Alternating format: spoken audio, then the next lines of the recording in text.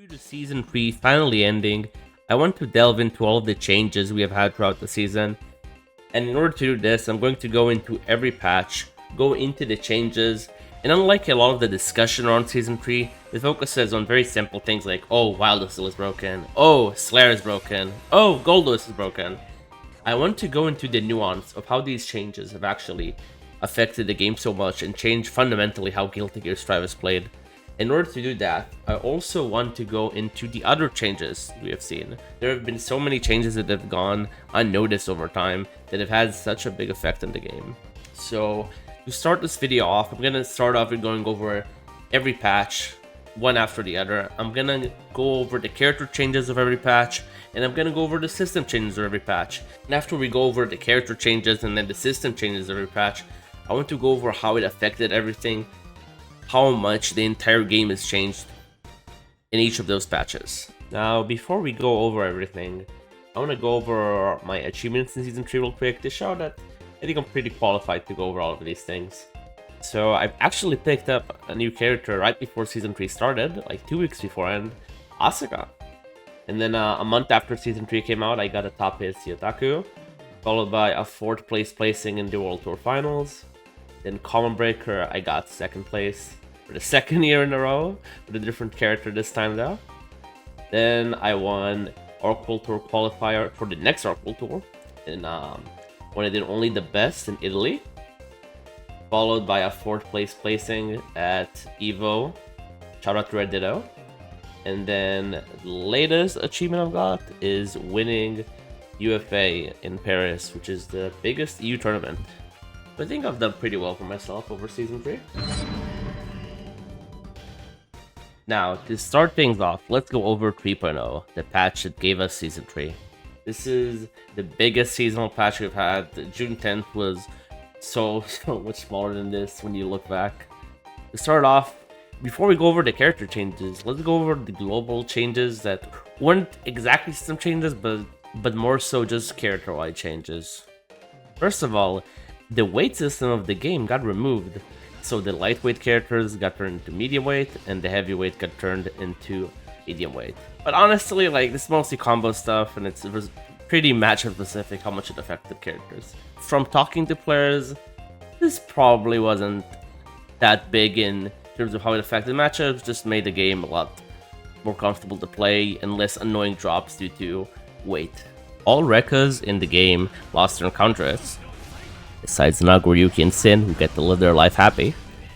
So Chip, Ram, Soul, Anji, and Baiken all got a very notable hit on their offense. Should be noted that most of these characters got Orange Wild Assault, and when you have Orange Wild Assault, guess what?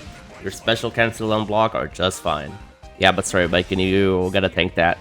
6k moves that were just fast overheads, so basically just Chip and Maids, got reworked into slow overheads, so basically these moves are way worse, don't do much now, which is nice because they get to feel what Xano's 6k feels like. Now, on to the actual character specific changes. A bunch of characters got new specials this season, starting off with Anji, whose spin is now much stronger due to having a follow-up, which fixes a lot of its issues, a lot of the counterplay to it. So now spin RPS neutral is stronger than ever, and Anji is slowly becoming our insane menace for this season. Axel 2P is now just a god. Asuka still being pretty new. He didn't get any changes. He got a hard knockdown on his DP, which is very nice on hit, but he's mostly still on standby until they get more of a feel on what they want to do with him. Icon players had to learn new combos again because they made use Onsen launch for fun, I guess. Bedman got a similar treatment to what Bridget got in 2.5. He got a lot of changes to make him less clunky, and also a few really big ones like his 2k being fast and his 2p comboing now, giving very good Oki. Bridget didn't get changed too much outside of system and Rekka changes because her roller skates is considered a Rekka, but roller skates did get a better anti-air hitbox, which means her approach with it is a bit better now. Chip 5H went from a pretty good poke to an insanely strong neutral poke now, by giving it forward movement, which makes it hit from a lot further, and dash 5H is really strong, because, you know, chip neutral really needed to be better, right? Faust got an entire new special, Item Eat. In my opinion, as I'm making this video, it is the most interesting new special they made yet. I think it is really cool. In neutral and offense, it is a very strong feint, which a character like Faust really needs due to slow specials being one of his biggest weaknesses, and also opens the door for a lot of interesting setups and sequences.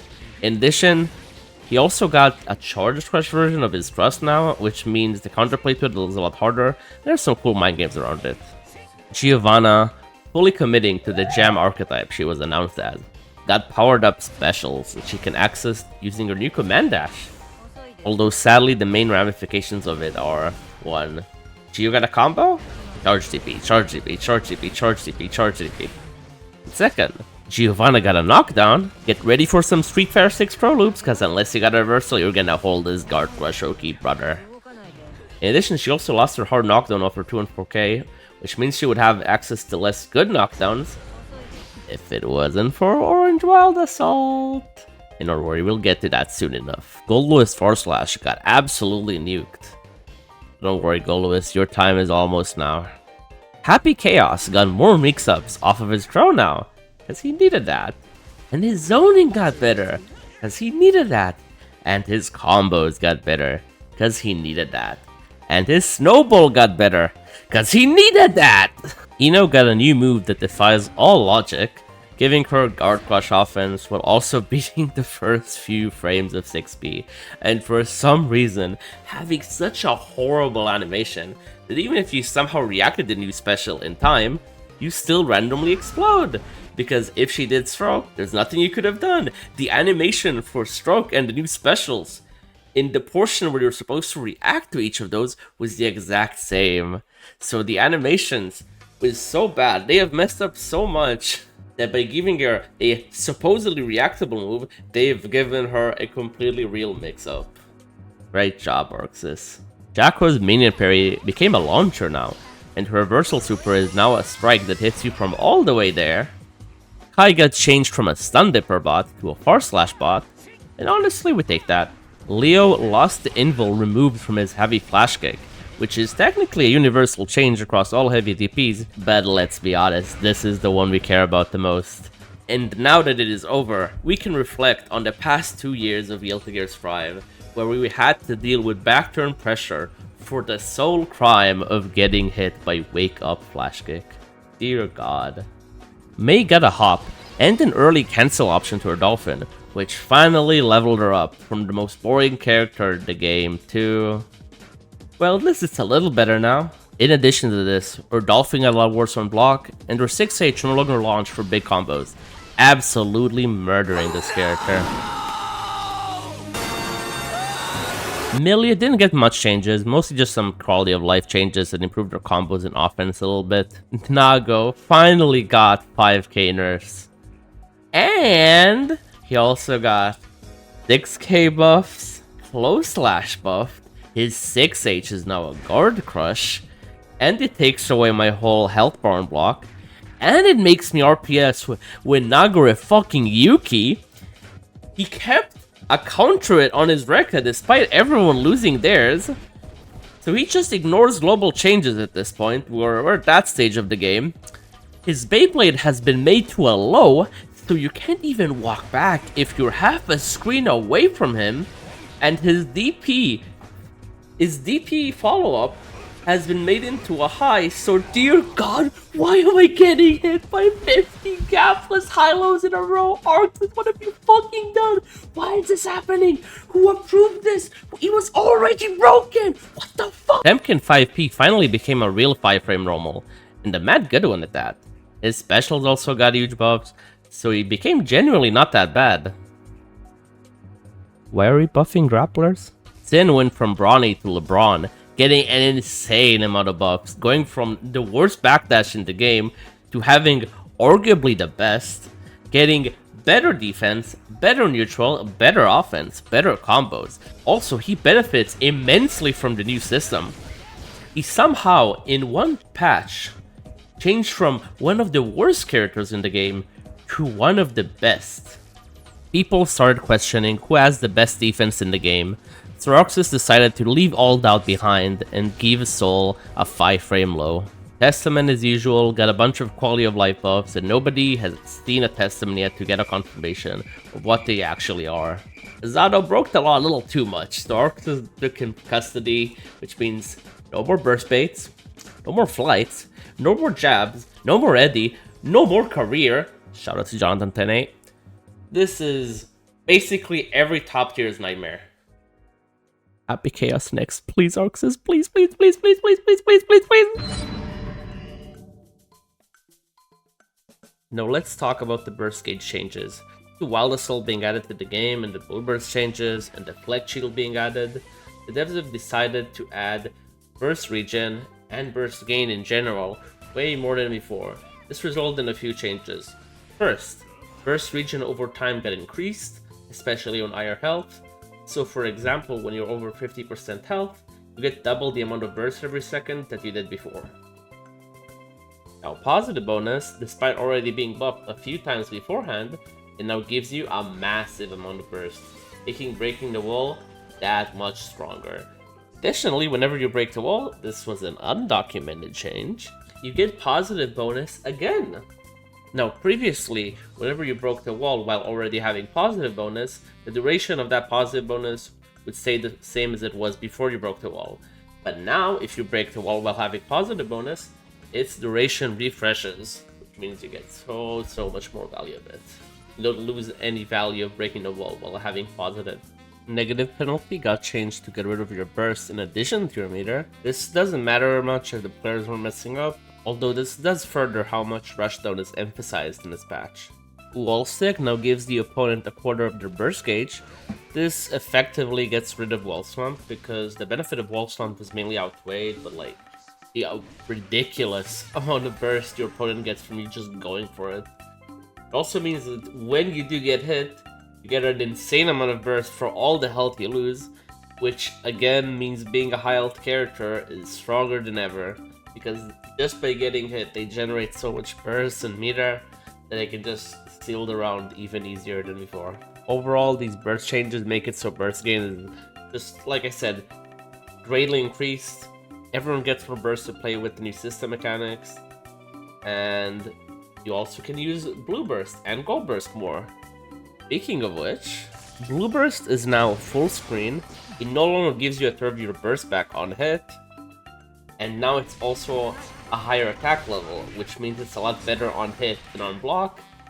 And due to the travel time of burst and the attack level, it's straight up impossible to punish it a lot of times. Because Blue Burst is now full screen, burst rates are a lot more limited, as you can just no longer make burst whiff, which is a pretty bad shift considering what Guilty Gear has been up to this point. Burst baits have been such a big aspect of Guilty Gear historically, so it's weird to see it turn out this way. Gold Burst was changed to be completely safe, barely minus on block. It also gives a positive bonus now instead of just giving you a full bar of meter. This means that after your Gold Burst, not only if you're blocking, you're just straight up chilling, but if you do hit your Gold Burst, you get a lot of meter, and you also get a lot of your burst back due to the positive bonus changes. So after this, people just spammed Gold Burst the entire patch. The risk of Gold Burst was so little, especially if you're a character with RPSs really well in those minus frames. And baiting Gold Burst from the other side was just way too big of a risk, considering you had to make it whiff, or you had to IB it if you were really feeling yourself. As much as Blue and Gold Burst got stronger, in the end, these weren't entirely gonna spend your burst gauge anymore. Enter Wild Assault. At the cost of only 50 burst, you get a lunging attack that you can cancel into from any normal. And when you hit that lunging attack, you also take away some of their burst. Additionally, breaking the wall with Wild Assault gives the same knockdown as breaking the wall with Super. This, combined with the positive bonus changes, meant that you can snowball from anything into looping positive bonus offense. You could save 50 or you can even save 100 when breaking the wall, because you don't need meter anymore to get wall break knockdowns. This became the standard game plan for most of the cast. The goal was all about reaching Wild Assault wall break. Now let's talk about the kind of Wild Assaults there are. First off is Orange Wild Assault, which is the fastest one and cancelable into anything. White Wild Assault, which gets invul during its startup, is plus on block, and it guard crushes, but you can't cancel White Wild Assault into anything but Roman cancel, unlike the other Wild Assaults. And lastly, we got Blue Wild Assault, which gives a longer guard crush than White Wild Assault, while also being more advantageous on block. It has the ability to cancel into anything like Orange Wild Assault. All these benefits, surely it's really good, guys.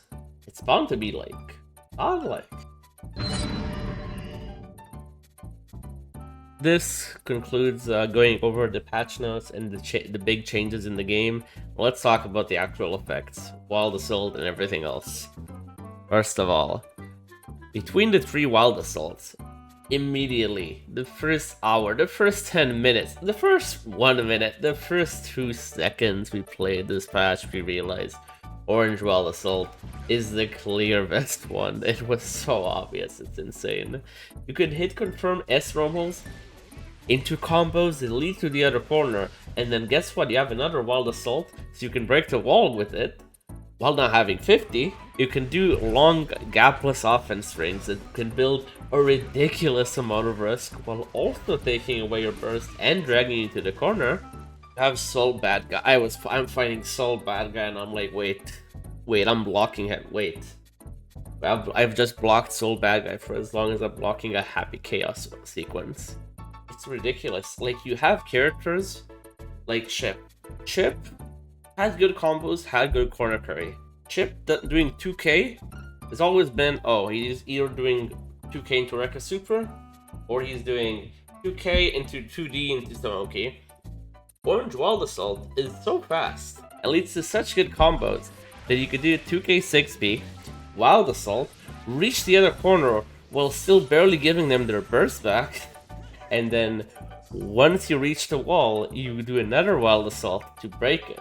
And because you're doing a charge Wild Assault, it drains even more burst, and the burst drain was ridiculous. Remember how we were talking about how much burst regen is better, how much more burst you gain as the defender? There's a reason to it. The burst drain was ridiculous this patch. I cannot emphasize that enough. Because a lot of the burst buffs were around wall sticking being the one that gives you so much burst, guess what? When you broke the wall with charge Wild Assault, wall sticking meant nothing, because even if you have full burst from wall stick, Wild Assault burst drain is still gonna take away all of your burst for a long time. And due to positive bonus being so strong, giving so much burst, it felt like you were losing more burst than you were gaining as a defender. Your opponent was getting more burst than you. You just looped it and looped it because of how much burst they got, and as the attacker, it was insane. Orange Wild Assault just led to the cleanest sequences. It gave characters that were more standard offense that is as long stuff you'd expect from Jack or Happy Chaos. And due to the meter gain and the risk, just how clean it made anything, it was just so much better. Even in neutral, just confirming into these offensive strings, not giving your opponent the defensive mechanics. The whole point of burst was it being a second chance mechanic. It giving you another chance of getting out of a sticky situation. With Wild Assault draining so much burst, blue burst didn't make sense anymore. The whole second chance was gone. You got hit by Wild Assault, guess what? If you get hit into Wild Assault, the wall breaks when you don't have burst. If you block a normal into Orange Wild Assault, guess what? You're blocking, building a billion risk while still not having your burst back. It felt like such a losing situation. It felt like such a sad situation. Getting hit by Kaifar slash Run Sword that led previously to like, what, Stun Dipper? Nah, now it leads to the wall breaking. Things really stopped making sense for this one. Also, we haven't mentioned Johnny. Johnny is the character they added with this patch. And the reason I haven't mentioned him now is because I thought he would fit perfectly into the Orange Wild Assault section, because he is Orange Wild Assault. This character came out very weak. His dash, not good. You couldn't cancel it into anything. Having a non-cancelable snap dash is not a good thing in this game. It is so much based around dash block. But guess what? He had Orange Wild Assault. He confirmed from Round Start into Wall Break Super with Wild Assault, and his positive bonus offense was ridiculous. But despite this character being really underwhelming, he was just an Orange Wild Assault bot. Why? because he used the Orange Wild Soul game plan so well that it still made him somehow kind of work. You either started around winning, broke the wall, and ran the entire offensive structure that was just positive bonus into 50-50s, and if it didn't work, guess what? You died. Orange Wild Soul was good enough that it still made him function. It still made him kind of work. It was such a strong mechanic that if a character just uses the system mechanics well, it was enough to overshadow so many weaknesses. But I will get back to Johnny a little bit later, don't worry. While Wild Assault is, despite not being nearly as strong as Orange Wild Assault was at the time, it is still the most disgusting one, just conceptually. You know how characters like Golos, like Potemkin are based around neutral being very rough, very bad? What if you just give these characters a burst-based neutral skin? Golos, within a day, turned into, oh, our main poke is gone, but we have Wild Assault, so our neutral can still work. Goldlewis somehow ended up being a Wild Assault bot. In addition, Wild Assault is also a very strong pressure extension. Just being able to do it on minus frames, just use it as an RPS option. It was a really strong mechanic. Due to its range, it was a neutral skip, but it didn't reach far enough to be insanely effective. Some characters had like RPS options around it. It was ridiculously strong, however, it wasn't as broken as it is going to be in the future. Oh, and we'll get to how broken it is in the future. Also, characters like Nago being able to use burst the resource was extremely strong. And why Wild Assault is the biggest symptom of I am hitting the opponent into him getting resources and being given the opportunity to rob me. You could hit Golwis so many times, and he would just keep building burst, keep building meter. And because of all the burst gain changes, because of the wall stake giving so much burst, it was so demoralizing. Punishing his Wild Assault, breaking the wall, and seeing he got all that burst back. Even though not as much of a crime as Orange Wild Assault, it was the most unnecessary Wild Assault, for sure.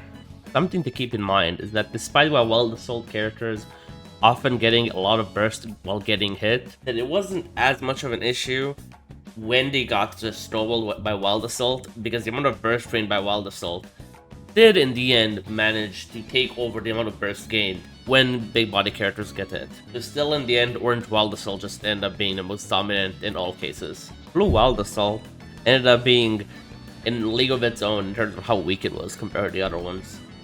While Orange Wild Assault was incredibly oppressive, and while Wild Assault was very strong, Blue Wild Assault just ended up being a weird niche where, despite being the Wild Assault that's supposed to be the best on block, it ended up being the worst in many ways, it being throwable, just being way too long to have a good impact on block and on hit, compared to Orange Wild Assault, which just gave you full block strings, gapless block strings even from a lot of moves, and amazing combo ability from many hits. In addition, Blue Wild Assault, for the character archetypes it did have, it ended up being pretty awkward, with stuff like wonky block strings around it, not quite working the way you would want them to. While for characters with Orange Wild Assault, they add a clean way into it with often grapless block strings. When they did a move that hit and then did Wild Assault, they just got a combo instead. And having a gapless block string in most Orange Wild Assault characters was a lot stronger, because the strike throw lasted for so long, gave you such a strong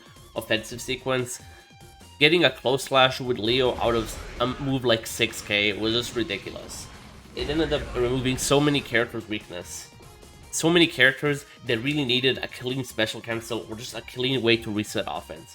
While characters like Happy Chaos or Asuka or Jacko didn't gain as much from just resetting offense with a Wild Assault. They didn't need it as much.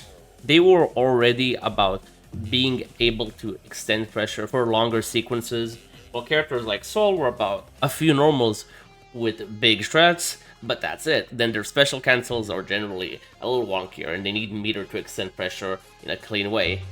While now they can just do Wild Assault to reset pressure all over again after the offense that was based around being short and effective. So when you have the short and effective offense, being able to be extended and reset many times, while also building risk, because these characters build a lot more risk and often do a lot more damage, this spells a disaster for the characters that are already doing long offense and don't benefit from these system mechanics as much. In addition, the high damage characters, being able to burst rain is very big for them. This is the white Wild Assault characters and the orange Wild Assault characters more so. Because the set play characters that have blue Wild Assault are generally lower damage.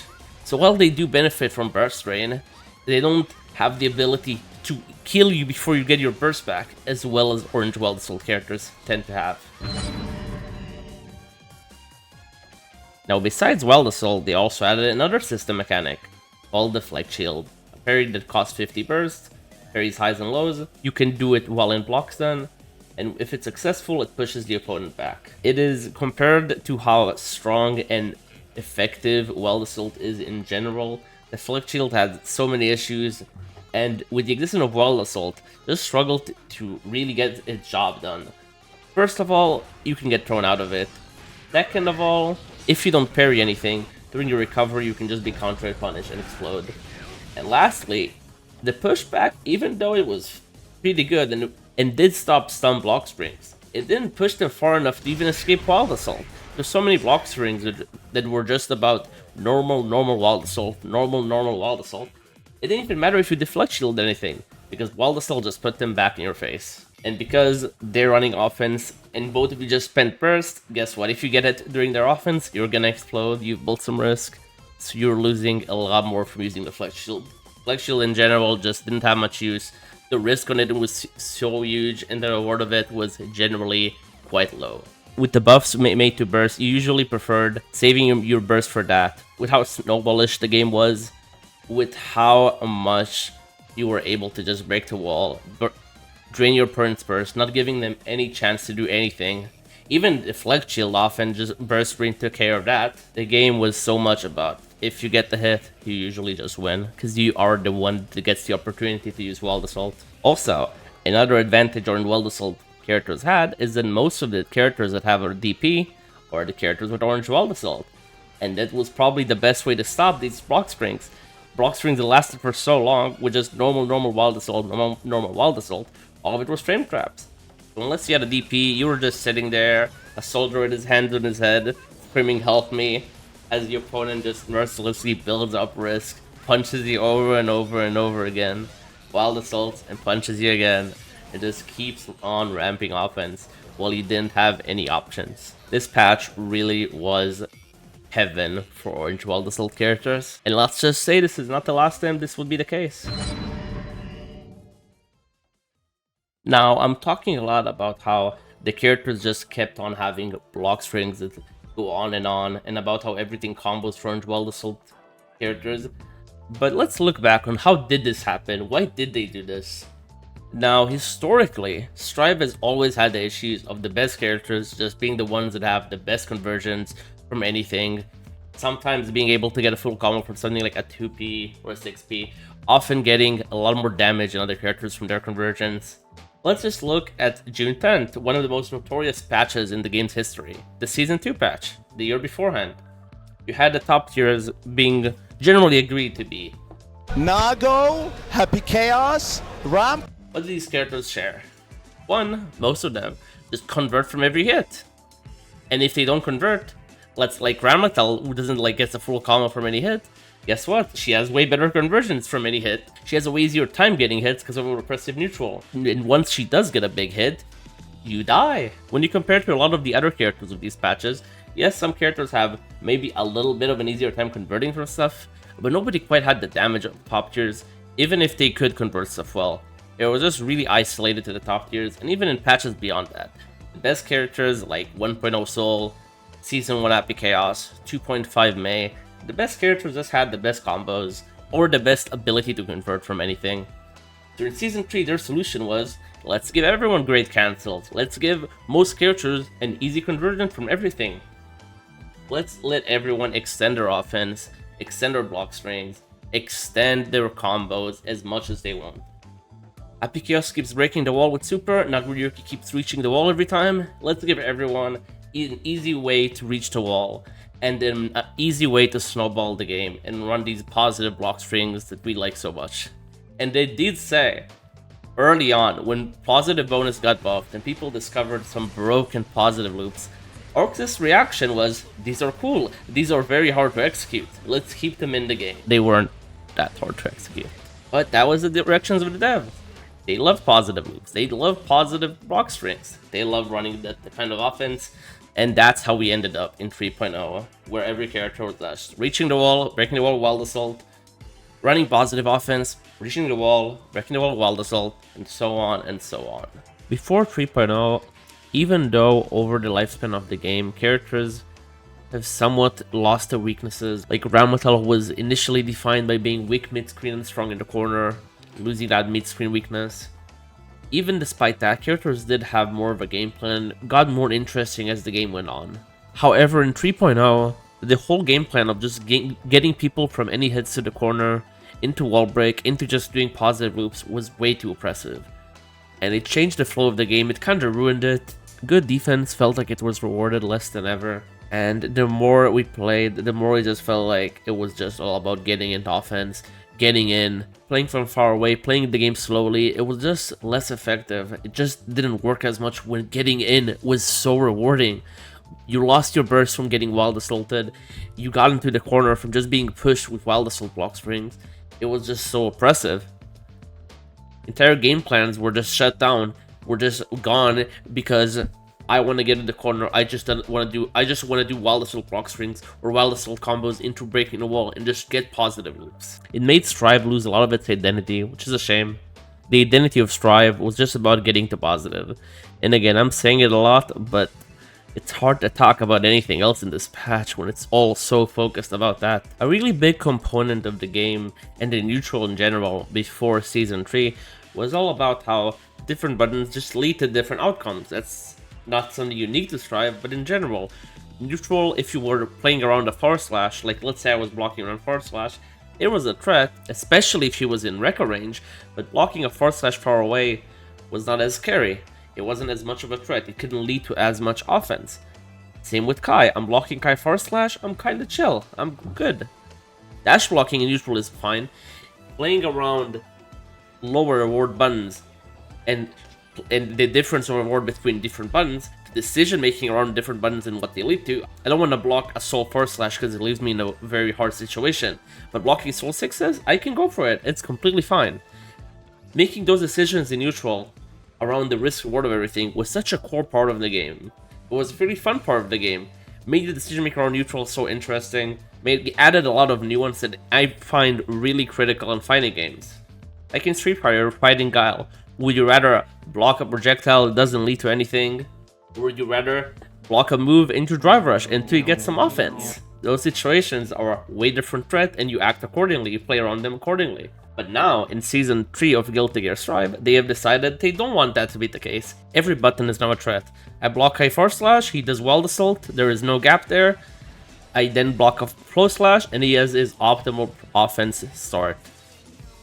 Same with Leo Whitefang. Leo Whitefang is a very big example.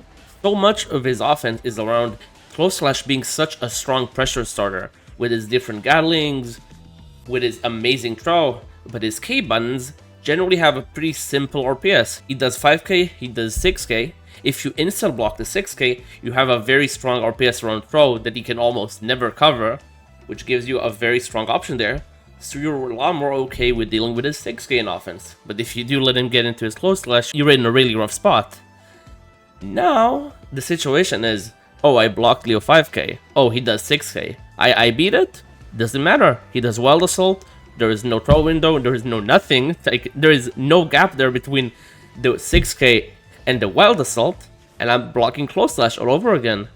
Every situation goes down to any button leads to wild assault, leads to pressure start. That is how the game has become at this point. It's a lot like this with other wild assault, for example. With blocking a pod normal, he does wild assault, guess what? He's in. Even with the weakest blue wild assault, when it is effective, that's what it comes down to. Viken makes you block a forward slash. If she's close enough, or she can do wild assault without you backdashing, for example, then guess what? You're blocking Escobar, you're in our best pressure starter. And the funny thing is that between these three situations I described, blocking Kai forward slash, blocking a pot 5H, and blocking a Biken forward slash, the character with blue wild assault, the one meant to be the good one in offense, the easiest thing to deal with is the Biking option. When a White Wild Assault character makes you block White Wild Assault, your options are very limited, because a charged White Wild Assault is much more threatening than Blue Wild Assault. If they do charge White Wild Assault, guess what? They still have info. Unless you're throwing them, you can't really do much. In some spacings, you can't even throw that, unless you like dash or something, which is something you would rarely see. But with Blue Wild Assault, if they charge it, if they're greedy, you can often just mash on it. There's no in-roll, there's no nothing. The situations are a lot weaker.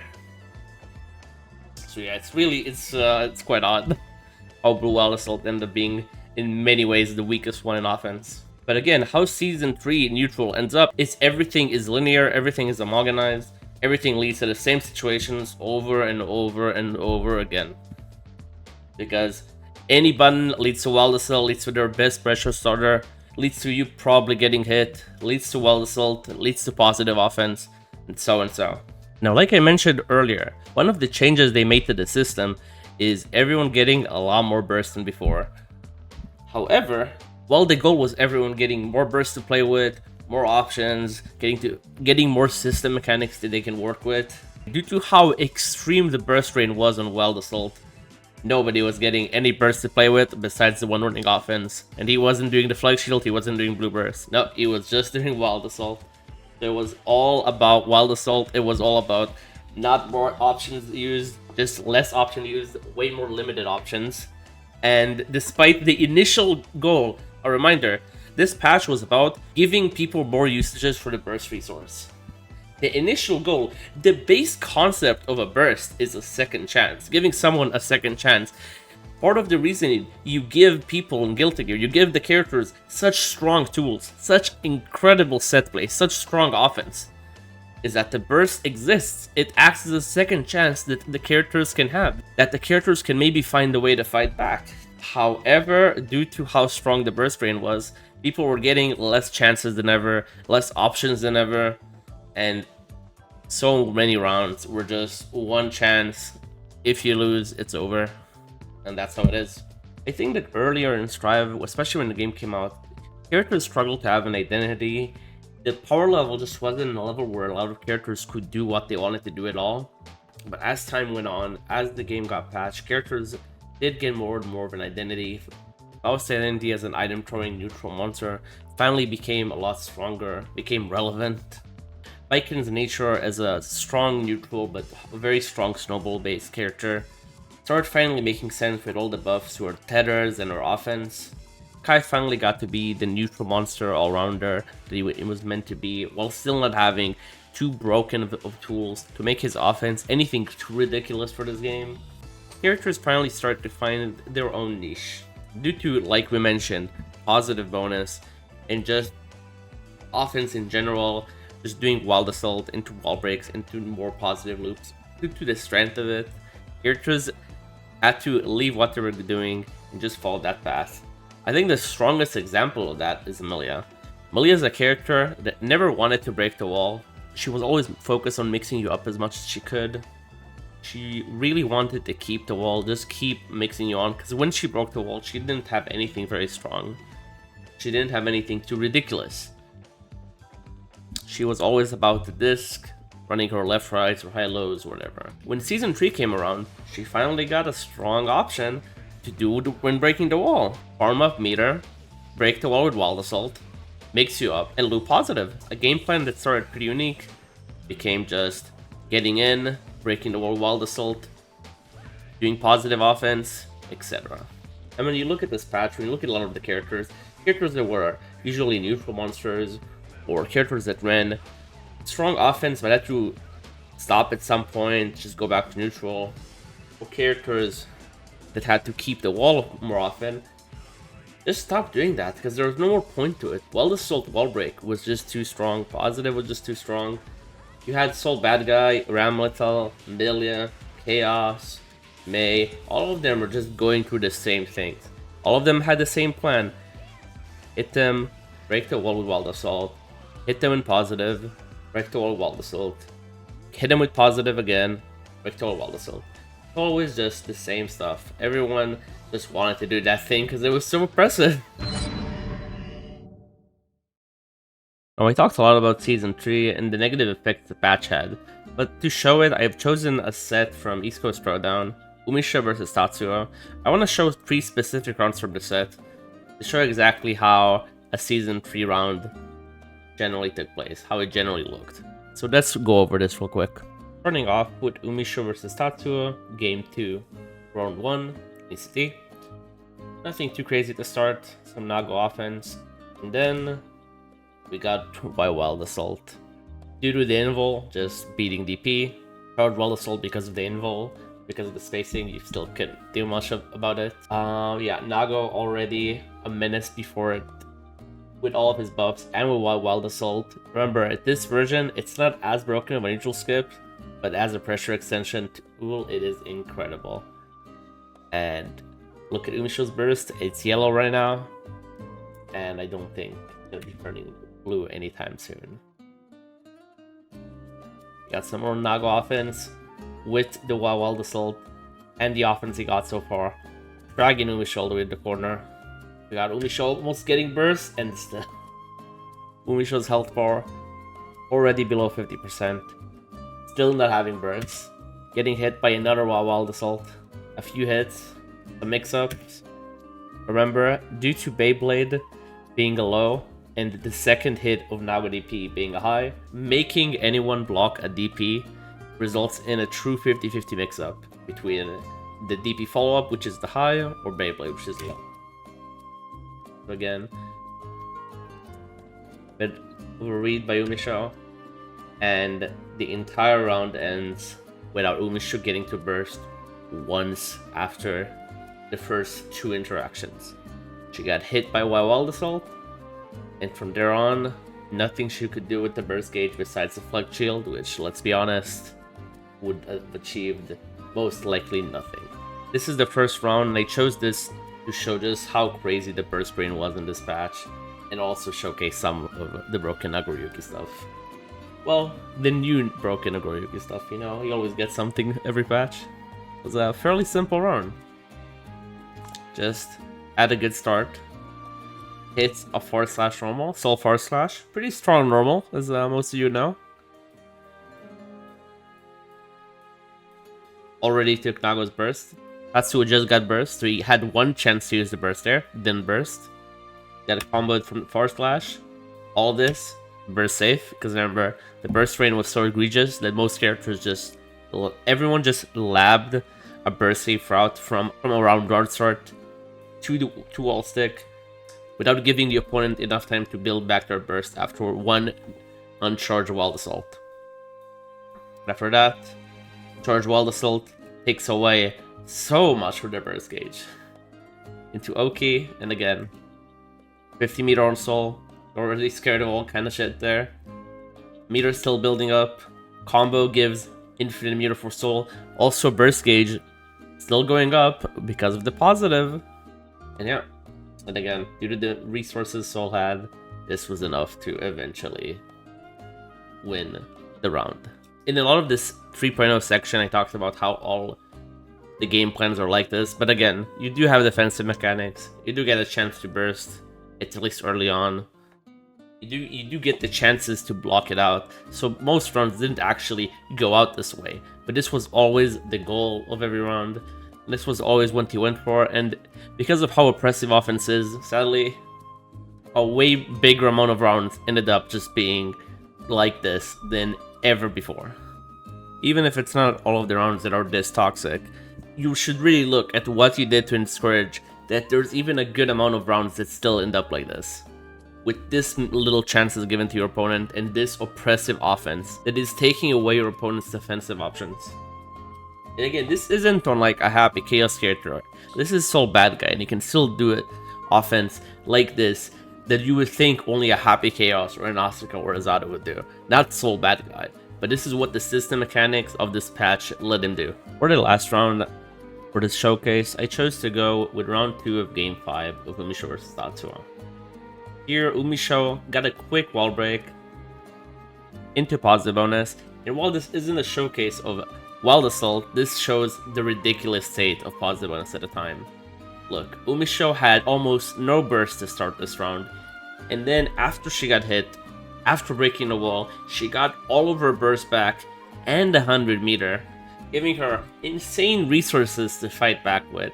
Because Tatsuo didn't break the wall here with Wild Assault, Umisho still had her full burst, still had 100 meter to fight back with, which resulted in this. Just getting in, neutral skip with meter, mix up, still taking away Tatsuo's burst after everything that he's had, after the insane advantage that he had. Still because of a mistake, ended up in the corner, but again, found a chance to win the round. And again, the thing I want to emphasize with this round is this. Let's look back at Umisho's state when she broke the wall. She had, I want to say, like 15% burst, almost 50 meter, and this is how it all ended up. Within around, 5 seconds, all of this burst gauge went up, all of her meter went up to 100. And these are the ridiculous resources that positive bonus gave you in this version. These are the ridiculous resources that the positive bonus gave you, and the amount of burst you gained through the burst gain buffs, without being affected by the burst rain of Wild Assault. It really heightens just how reliant all of the burst gain changes, all of the resources changes, around the fact that you're expected to lose all of your burst just because of Wild Assault. And it shows just how chaotic it ended up being when you give people so much burst, and the only leeway is, hey, they probably won't be able to use it if the opponent just does Wild Assault. It was very clearly not too well thought out.